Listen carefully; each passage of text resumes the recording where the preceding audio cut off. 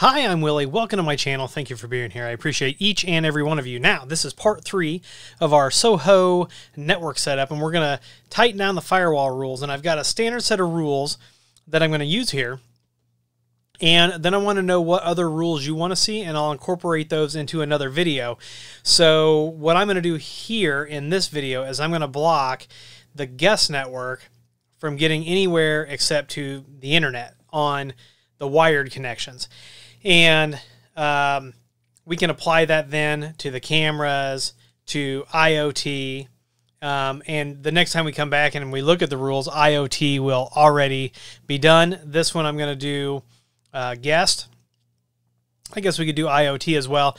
Doesn't really matter either of those because we're going to treat those the same. But you'll have to let me know what other special rules you want to see for something like voice over IP or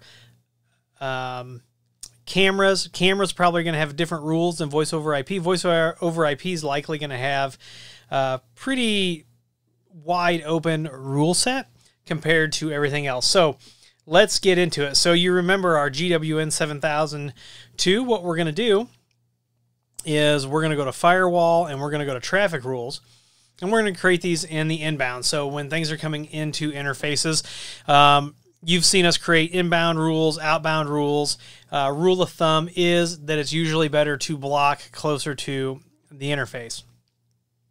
So what I am going to do here is I'm going to create a few rules that are going to completely block the guest network from getting to anything else.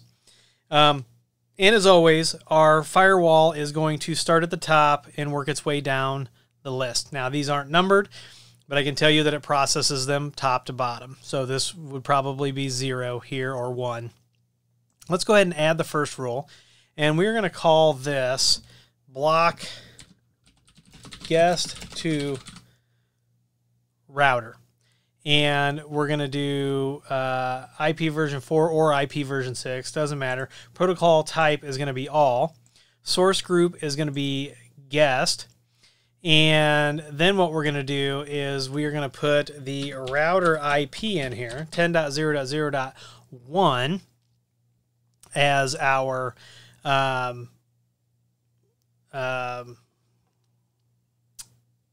destination IP. And actually, what we're going to do to make this a little easier is we're going to make it TCP or UDP, and we're going to block then destination ports 22, 80, and 443 so that someone in the guest network cannot get to the management interfaces of the router. And that's what this rule is going to do. So we're going to save that so you can see that it puts our rule after these built-in rules, and you can actually reorder all of these different rules. I don't recommend messing with the anti-lockout rule that's at the top unless you absolutely know what you're doing. So let's go ahead and add our next rule. What we're going to do is we're going to allow guest to the router, and what we're going to do is we'll again choose in this one we could choose all, because that rule above it's going to block that 22, 80, and 443, and we need to be able to route through this, right? So we've got to open these things up. We need DNS to go through. We need DHCP to work, right? So we're basically just blocking these clients from getting to any type of management interface. So once again, we're going to choose guest, and then we're going to put in 10.0.0.1, which is the router IP address for the guest VLAN. We'll go ahead and save that. So we've got block guest allow. So see, first you can see that we're dropping any traffic destined for these 3 ports, and then we're going to allow everything else. So we can ping it, we can do all that stuff. We could limit ICMP if we wanted to, but we'll leave it open now for troubleshooting. Now what we're going to do is we're going to create 3 rules that are going to block anything in the guest from getting anywhere else except to the internet. So we're going to block all of those RFC IPs. So here's what we're doing. So this is guest block to 10, and it's going to be all protocols from guest, and destination is going to be 10.0.0.0/8 because that is the RFC 10 subnet. So we'll go ahead and save that. So you can see it puts it there. We're going to go ahead and add our block guest to 172.16. So this will be all from the guest, and the destination address is going to be 172.16.0.0/12. And we're going to drop that and hit save. And then our last rule will be to drop to the 192 guest block 192.168 and all protocols from the guest, destination 192.168.0.0/16, and we are going to drop.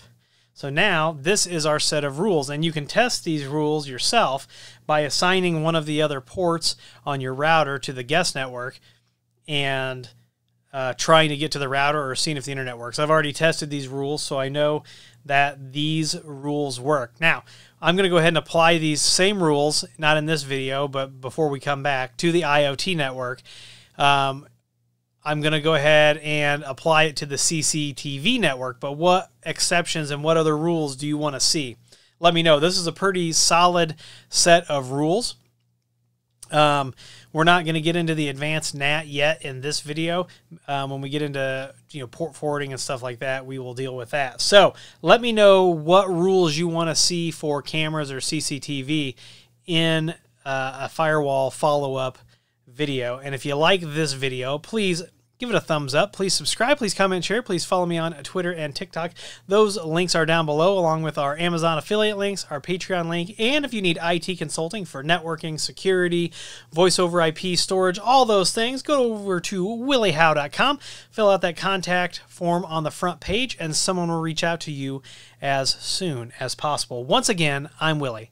I want to thank you for being here, and as always, I'll see you in the next video.